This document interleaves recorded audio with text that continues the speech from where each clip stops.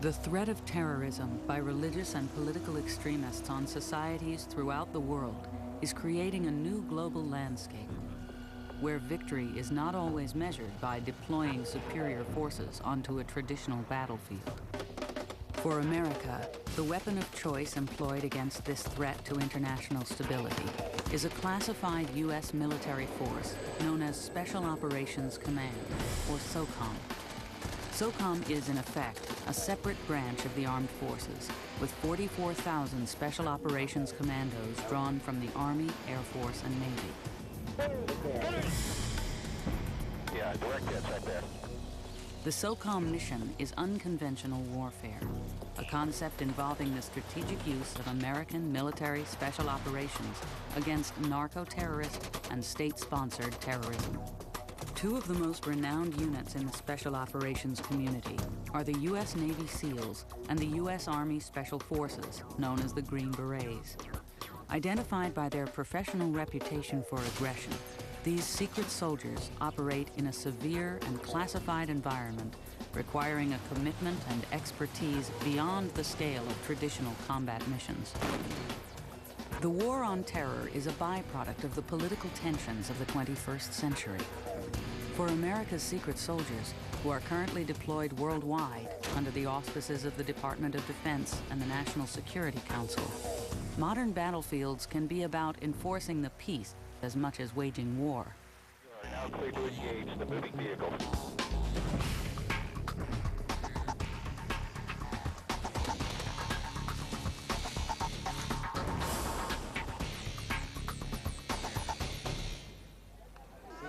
Afghanistan is a country the size of Texas, with over 20 million inhabitants. Bagram Air Base, 30 miles outside the capital city of Kabul, is the main staging area for Operation Enduring Freedom, a U.S.-led allied coalition in the war on terror. From here and smaller bases in the south, military operations search for remnants of the defeated Taliban and al-Qaeda network in the first special operations-led war ever conducted by the United States. We're not fighting artillery, we're not fighting tanks, we're not fighting face-to-face with an enemy. We're fighting with an enemy that is established here, and they're able to hide among the population.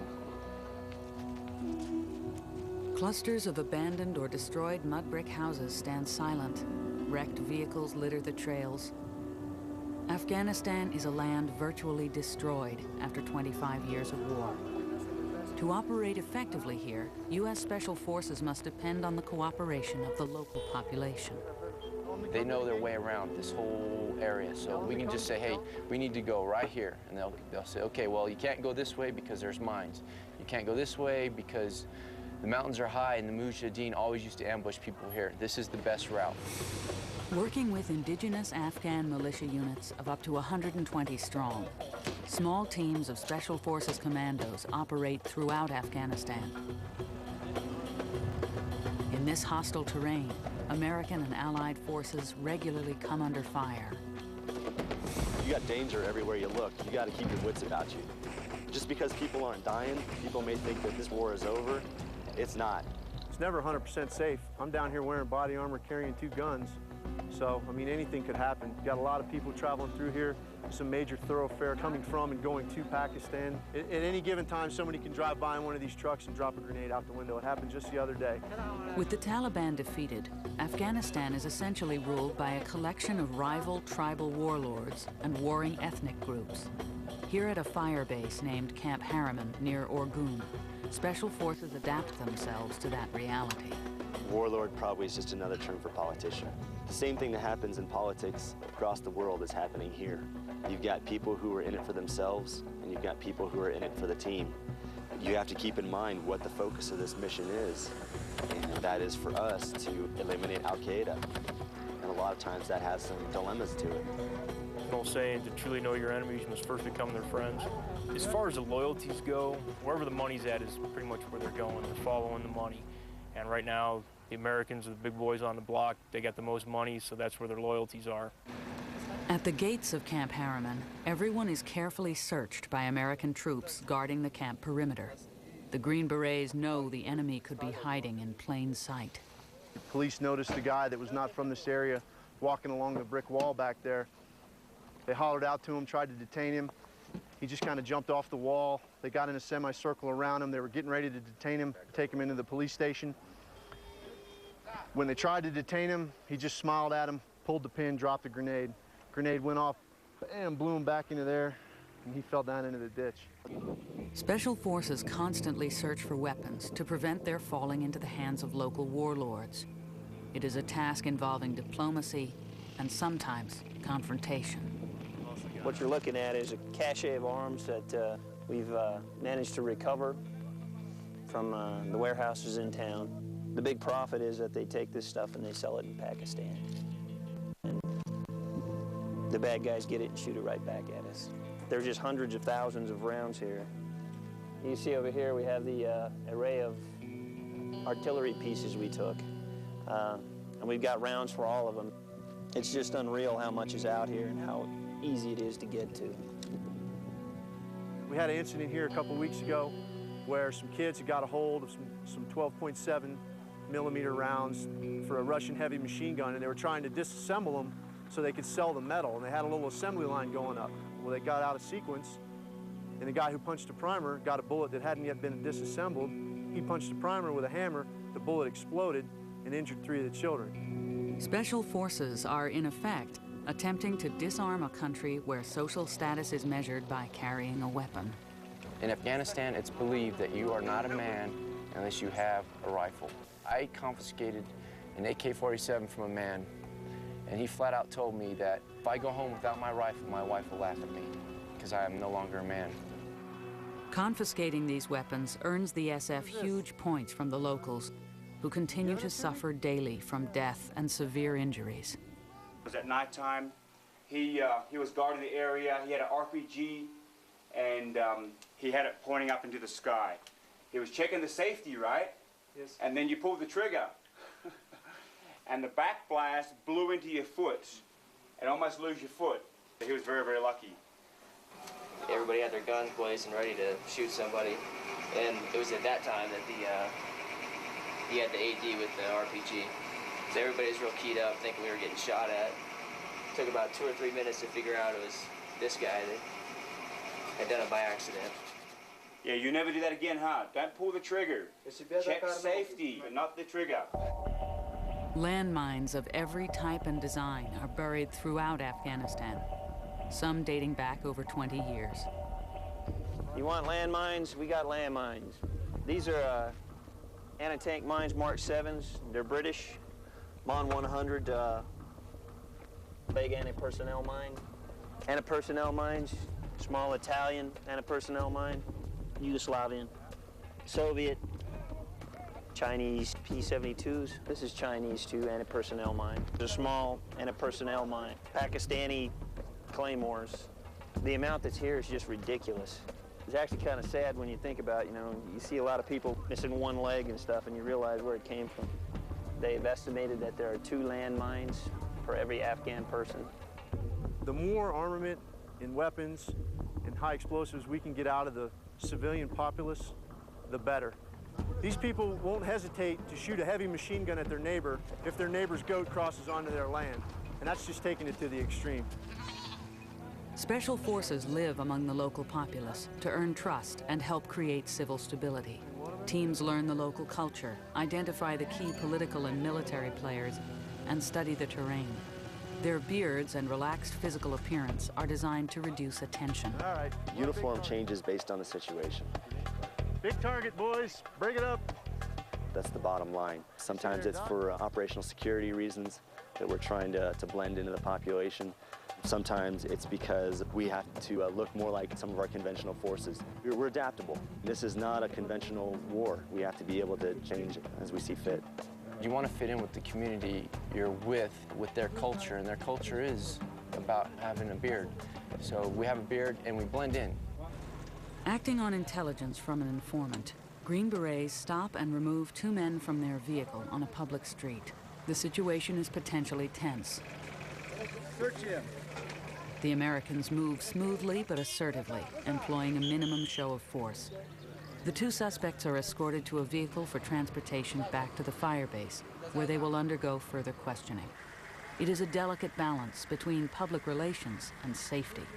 The special forces know that these two men may be innocent people, victims of rumor or false witness. But intelligence is the lifeblood of the Green Berets' war on terror in Afghanistan, and no information goes ignored. When the Russians were here, when they interrogated people, they beat them up, they shot them, they shot their kids, they shot their families, so it was very easy to get information. Most of the time it's hard to get any information or weapons, ammo from them because, for one, they're scared that whoever they're holding the weapons and ammo for is going to retaliate, and the other is they know that the Americans aren't going to harm them. With no schools, no hospitals, and no service infrastructure, central government influence outside of Kabul is virtually non-existent. Often the Green Berets are the only Americans these locals have ever seen, and the soldiers are keenly aware that the local population is watching their every action, deciding if the Americans are trustworthy.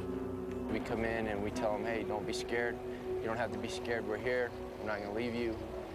You communicate with them, you eat with them, express to them the benefits of education, health, civil affairs, and it makes people trust you. Our big push was getting girls into school. It's a culture thing. We have to get the people educated. I don't want my child coming over here having to fight the same war that I did. Living in the middle of an area so close to the Pakistan border presents many dangers. The people that live around here are our first line of defense. They'll let us know if something bad's going to happen, if at all possible. If the kids are hanging around, you know, the adults feel that the threat level's not that high at that time. These guys are like a parent anywhere. They're not going to let their kid get hurt. So if they know that something's not right, they're going to get their kids off the street. We spend money in their shops. I might come down here, buy paint from one vendor 4 or 5 times. Next time I come down here to spend some money, buy some paint or some chicken wire or something from him for our camp, he might give me a little tidbit of information that leads us to a weapons cache up in the mountains or whatever. Our main mission, of course, is to hunt the Al-Qaeda, find them, capture them, kill them, whatever it may be. We do not speak the language. We don't know what they look like. The local people know who the foreigners are, the people that don't belong in their communities, and they come up to you and they tell you where they're at, what they're doing, where the weapons are. We're going to walk down this way. I just came by to say hi.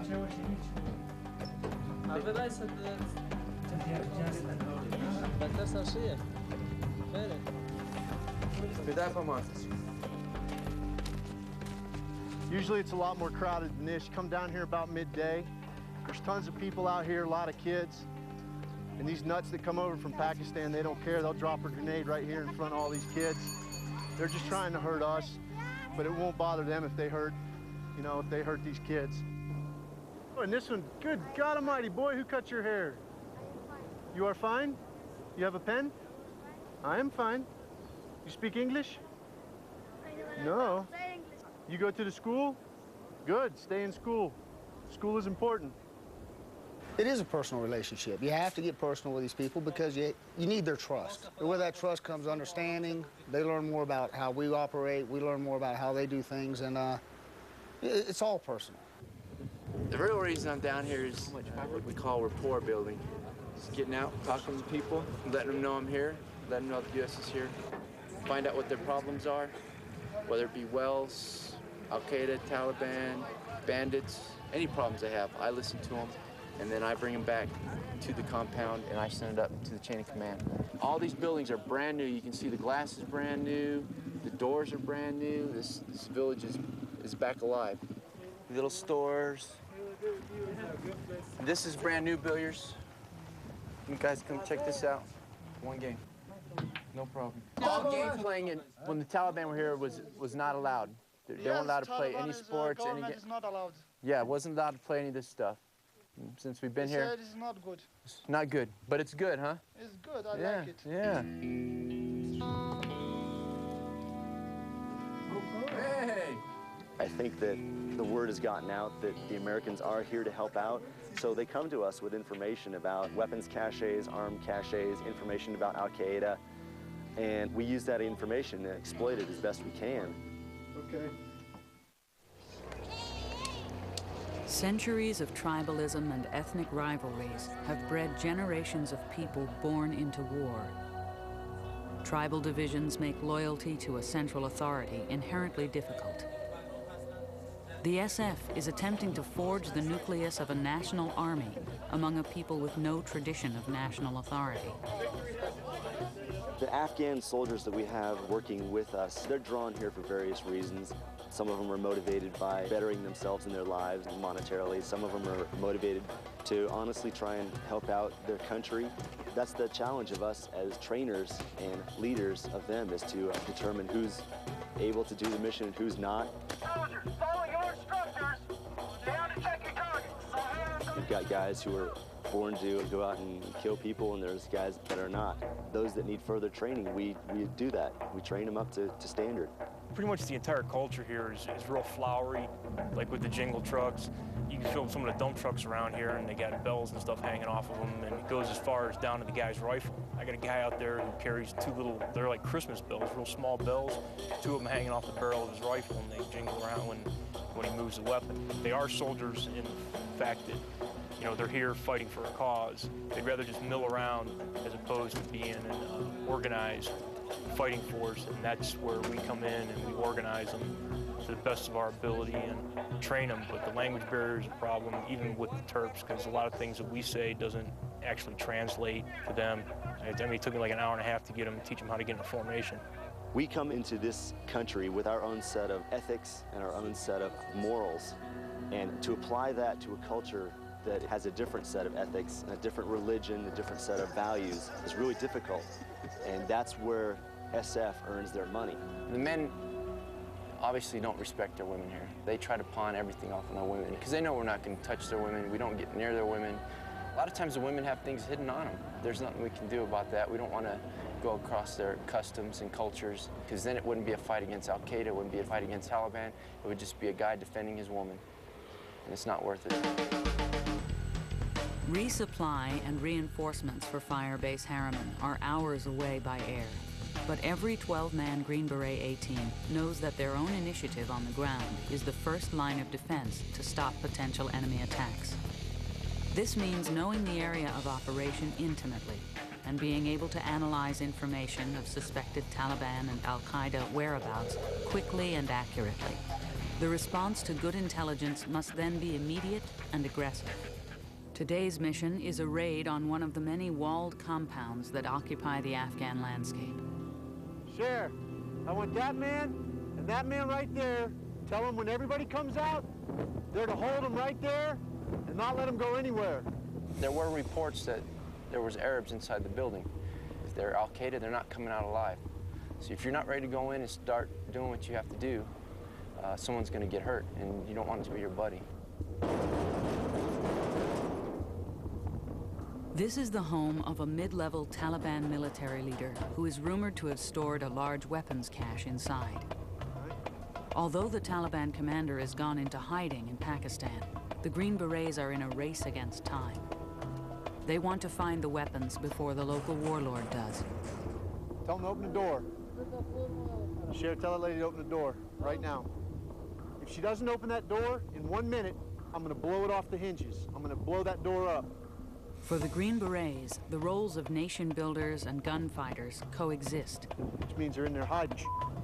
They must be able to switch between them as the situation demands, often at a moment's notice. Did you see another door around the back? Their survival may depend on it. I'm gonna go gain entry to this building, dude. I'm not gonna wait for this woman to open this door. Come on.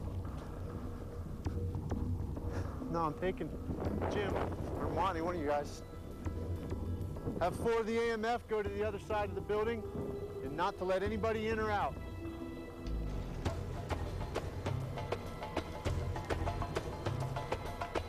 Al-Qaeda has definitely changed their tactics. And you have to understand that when we say Al-Qaeda, we're not talking about the army. This is a loose organization that morphs and changes based on whatever suits it. They're very adaptable. You have to be able to adapt your tactics to what they're doing. They are a formidable force and they know what they're doing. The Green Berets have no way of knowing what lies inside the walls of the compound. I don't give a damn, who are you? It could be an unarmed family. Tell them to get back in the f***ing truck. or a hostile and heavily armed cadre of Al-Qaeda. Move! Move! We're sure. The thing that we've run into is when we knock on these doors, the men will stand at the door and the women will start hiding stuff. If you don't start going in the door as quickly as possible, then it's harder to find stuff. They try to hide things. That's the main reason. And you just gotta always be prepared for the worst to happen. The Taliban and Al-Qaeda will use these walled compounds as hideouts or as a place to conceal weapons, with or without the consent of the occupants, who are often threatened if they refuse to cooperate. Hey, if someone's in here, you need to come out. Some of the elders that run the villages, they know it's dangerous. They don't want to get repercussions from the Americans that they have weapons. So they may send somebody from their village to contact the Americans and tell them, hey, there's some weapons hidden over here. And we come get him, and he's happy because he doesn't have the rockets anymore. He doesn't have machine guns. Everything's gone. And he doesn't lose any face because the Americans took it, and he didn't give it to him. Tell me better watch that dog or kill him if it tries to bite me. Aside from the politics of the search, the tension inside the walled fortress grows. The men are wary of booby traps, and when they encounter a large dog, the stress comes to a boiling point.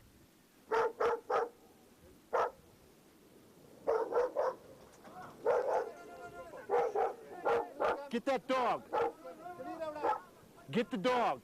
The dogs here in Afghanistan are not like American dogs. They're not domesticated. They will not hesitate to bite you in an instant. We've had many incidences. We've gone into compounds, even driving around, that dogs have tried to bite us.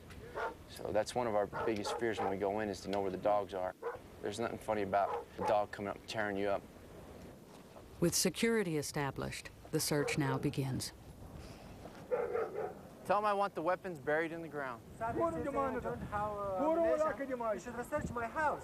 I'm going to search your towers. I'm going to have a metal detector. I'm going to detect if you buried Boca? All right. We got a hole. Ask that man if there's anybody down here. If I run into anybody down here, I'm going to shoot him. No, I'm going to go. Ask him if anybody's down here. Hey, Larry, let's check this out.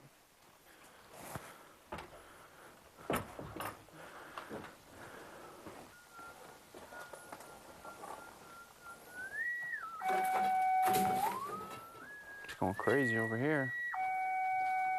Might want to sweep with the detector there. Looks like it's been dug up. Well, no, it just looks like he could be dug up. He's got a big pot plant out front. So ZK's already been here. He's probably taken everything they already have. ZK gets around? Well, he used to, not anymore. He's in hiding because we're after him. That's I wouldn't not mind pot. a team picture next to the That's dope pot. plant, though. Hey, let's get a picture by it. Okay. Everybody take a picture. Look at DEA, too.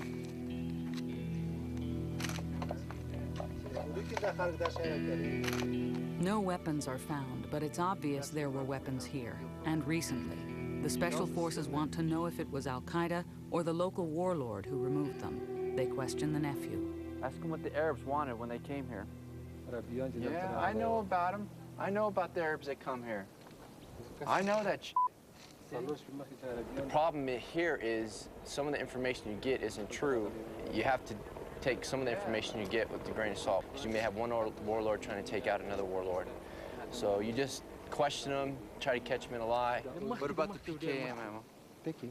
Yeah, the machine gun ammo. Both the local warlord and the Arabs have been here already, and the weapons are gone. The nephew denies knowing anything about machine gun ammunition or marijuana plants. It's a dead end. Hey, ask him where the Taliban Hilux is now. Which compound? Today was unsuccessful, but 3 weeks after this patrol was filmed, 20 Taliban suspects are seized nearby, inside a warehouse filled with munitions and weapons. The local warlord, along with his brother, eventually flees the area to avoid arrest. This is a war of patience and force, information and planning, treachery and trust. This is the war that the SF fights every day in the war on terror. I'm on my way to you. Once we leave the region, it'll be unstable again. But Orgoon is a safer place to live for the women and children and the men that live there now. We're not going to be able to change a culture within 6 months, a year, however long. It's going to take a while for people to start respecting each other as human beings. It's not as dangerous as it was 7 months ago, but it's still not safe. I think eventually, in the end, if we get the government structured properly and get them all working as a nation instead of as tribes individually, I think things will work out here. Any country with a large urban population is a potential sanctuary for terrorist cells. Mixing into the landscape, using innocent people to cover their activities, is a traditional guerrilla tactic. Urban warfare requires a totally different approach to locating and attacking an enemy. Identifying the bad guys hiding among an innocent populace is the ultimate challenge in unconventional warfare. You spot the enemy in the old days. You probably saw them in a free fire zone, and you were allowed to bring all of your power to bear to deal with the enemy. Today, there's no such concept as free fire zone. Today, there needs to be a very, very strict rules of engagement that each of the operators deal with. They are, in fact, briefed by lawyers before they go onto an operation.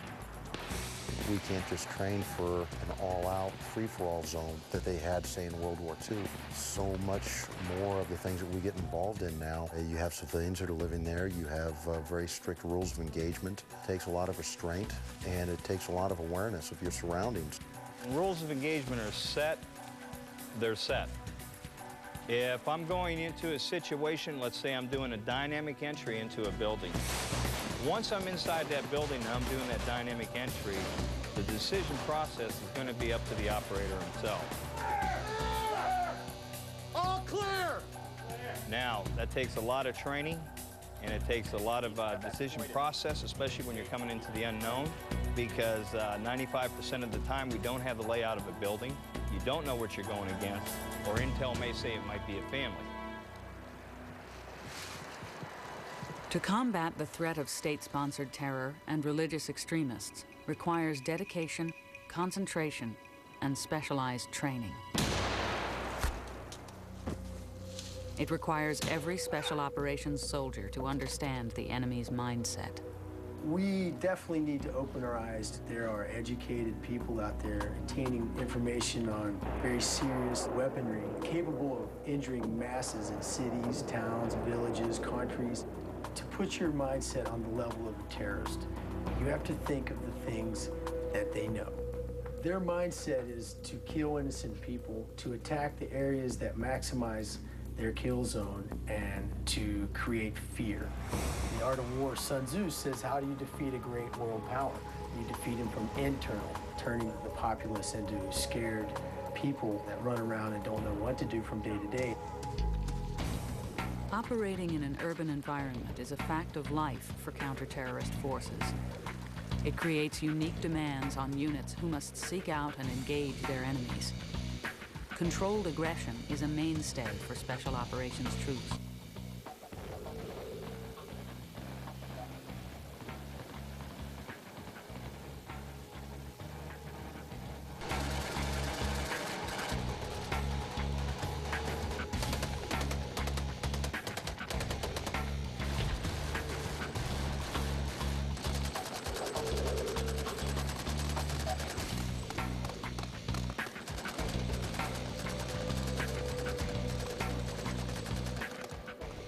This philosophy that we're trying to teach when we try to get guys out there moving is to think on their own, to look around and see what it is that needs to be done and do it. We don't want to teach them if this, then that. We want to teach them to think their way through a fluid environment, like an urban environment. I thought it looked real good, guys. Let's go ahead and we'll get ready and we'll do another one. Training has become more intense. It's also gotten to the point where we're working in probably a little bit bigger units. Training has gotten more technical. There's new equipment out there. And just because you have it as the good guys,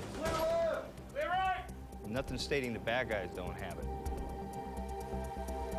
Training in mock urban settings, Navy SEALs, Army Rangers, Delta Force commandos, and special forces work regularly on moving, shooting, and concealment in order to survive the dangers that can lurk inside every building. Guys have to be that much more aware of what it is that's going on. They have to be aware of their surroundings. You want to try and get them thinking on their feet. Each operator has to be trained to be an independent thinker, a person that can react on his own each and every time as the situation changes. Certainly there's always the possibility where enthusiasm could overcome capability. But we don't do that in special operations. Hope is not a method, nor is enthusiasm. In urban combat, training an armed group of men to perform hostage rescue inside small rooms and fight and move inside buildings requires each team member to react to the circumstances without hesitation. This is one of the most dangerous things that we have to go through because it's done in a group. Each person has to be thinking on his own. He has to react off the man in front of him.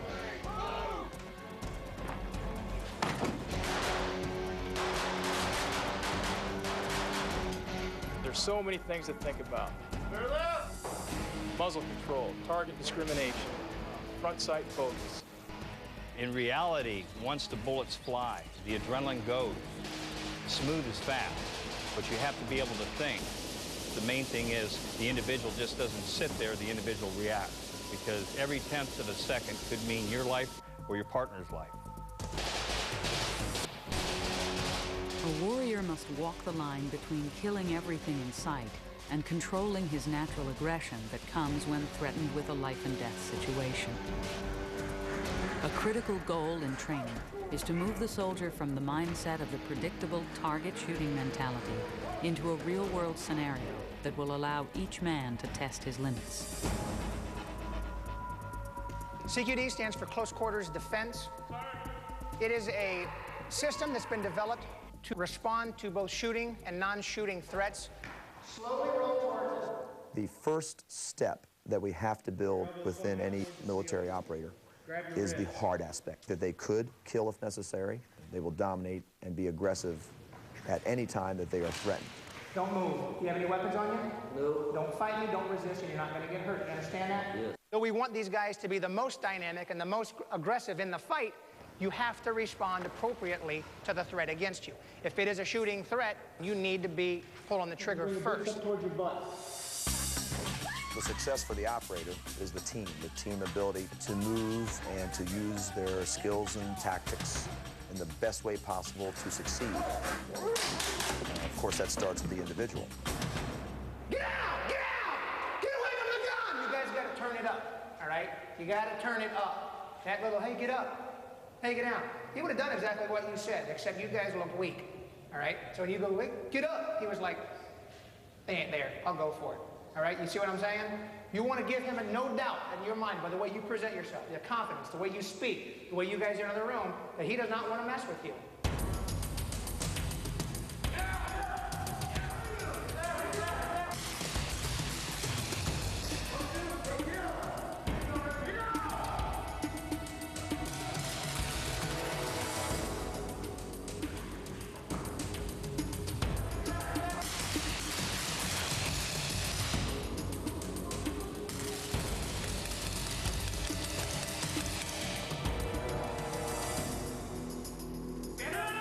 Not the champion that we're all after, and it's not the one person who can master all skills and win as if it is a sport. It is not that at all. It is actually a high-risk environment, and it's everyone helping everyone to be able to defeat the threat against them.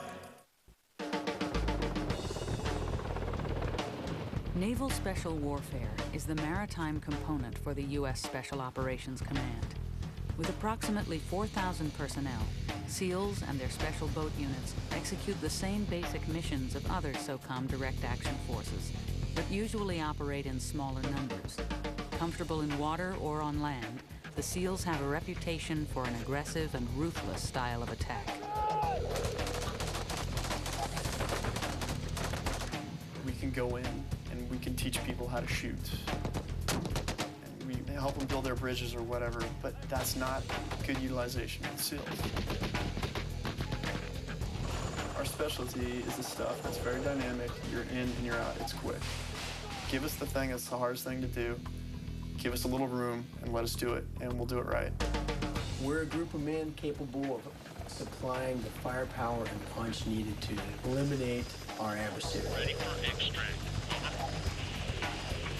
We get in, we get out. We hit harder than most units do. There's more violence of action. Operating inside an enemy's backyard disrupts his movements, makes him cautious, and takes away his initiative. If a smaller-sized enemy force can evade larger conventional units, SEALs and other SOCOM forces will use different tactics to slow them down, like the ambush. The ambush can ensure the destruction of an adversary while preserving the survivability of a small force. SEALs use the ambush and its violence of action as a calling card and a reminder that the hunter can become the hunted. You have to come to grips and make a conscious decision in your mind that I'm in fact going to kill people.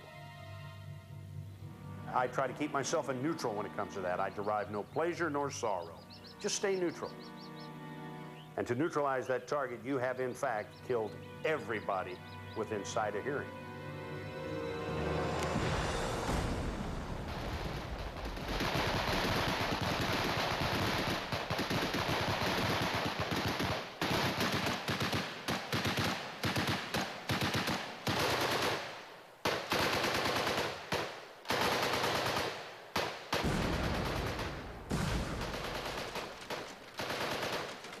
I hate to say that way, but that is a part of war.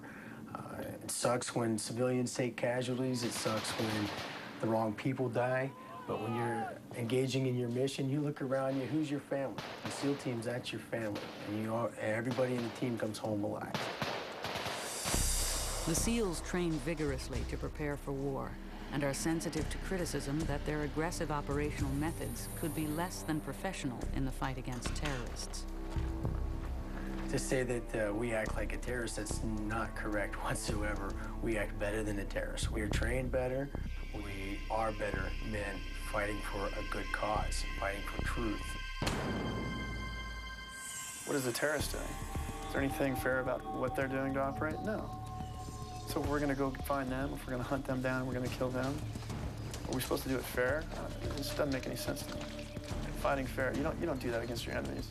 Was 9/11 fair to any of those people, or our country as a whole? Fighting fairly? Come on.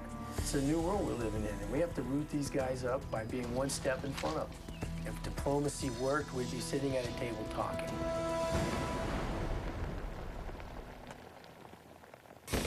Often the true nature of what happens in war is masked by a media or a public uncomfortable with the sacrifice combat requires. Every SEAL operator understands his primary mission is seeking out and killing or disrupting the enemy. Killing an enemy, that's part of the job description, okay? With the professionals and the majority of guys I work with, it wasn't something that was really discussed, but it's something that's understood. There is another form of pressure, one not usually associated by the public with being a special operations commando. It's the pressure of maintaining a career balanced with a family life. Being a SEAL is 100% commitment. Being a family man and being married is 100% commitment. Well, you do the math. I was probably gone 250 to 300 days a year for my first 3 or 4 years, at least. And it's bad enough we have over 75% divorce rate in the team as it is, so when they're coming straight out of buds, already married, and the women are going through all these deployments, not seeing their husband basically for 18, 19 months out of 2 years, it's real hard on their relationships. You come back in town for a month, and all of a sudden that month is just a week, and all of a sudden that week is 2 days, and you're off on a plane. Sorry, honey. There's a lot of Dear Johns in the teams. I think you sort of take what could be an emotion, a marriage, a girlfriend, something like that, and you sort of keep it at bay because it's a vulnerability. It takes away from your ability, okay, hey, we just lost Mark. Mark's dead. What are we going to do now? Okay, let's continue on. Shrinks would look at us and say, these guys are absolutely nuts. It is a certain kind of mentality that you have to do the job well. And it really is a general numbing certain emotions. That's just part of it. But training hard does not guarantee that a warrior will see combat. Despite their desire to fight in battle, most SEALs will never go to war. Not getting in on the action is a primary reason SEALs leave the Navy before their career is over. I mentioned the guys that have been in the community for 20 years but never saw combat action. To go through all that time and never experience it, you know, you train and you train and you train, but the true test comes when the bullets are coming at you. Think about it. You've got this group of pit bulls, and you got them in a cage, and you shake the cage around for 18 months, and then you sit them down in the middle of this arena. There's just this frenzy. You can't help it. You just fire it up. And now, boom, jock up, get ready to go, and then, okay, well, hang on, we're going to have to pull you back. Okay, jock up, we're going to have to pull you back. It's called being spun up. It can be limiting because some of the guys, when they go in, they want this opportunity to do this job. They thrive, they hunger, give me work. Sometimes they sit off the shore on a boat just going, please, let us do our job. Train to go to war, obviously you want to go to war. You know, the cream rises to the top. These guys all want to be the cream. And when there are things going on in the world, they want to be the first one there. When the call goes out for forces, you better batten the doors because everybody wants a piece of that. That's what we live for. Every time you get that call, you think you're going in. So mentally, you are peaked out and redlined, and then they send you home. And you say to yourself, Jesus, what did we do all this for? We didn't get in the game. Oh, we didn't even get a look at the game. It's very frustrating. The demands of counterterrorism require the SEALs to hunt down the enemy in a manner consistent with unconventional methods. Calculating, methodical professionals accomplishing the mission is the core belief for every SEAL. What is a SEAL? A SEAL is a guy who is willing to do whatever's necessary to get the job done. We're all about being the best. It's a part of the history that makes up what SEALs are and what we do. It's the old, God, we can't figure out who to send. Okay, send the SEALs. You don't send choir boys in to win wars.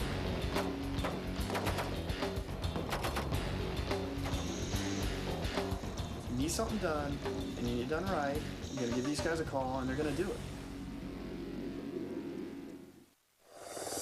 Life as a Special Operations Commando involves risk. Training on the edge means that sometime, somewhere, someone goes over.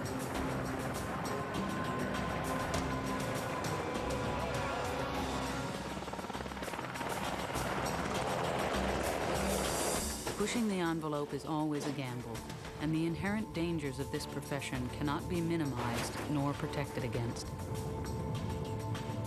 Any romance of the noble warrior fades quickly when vehicles break down, equipment fails, or a man is injured.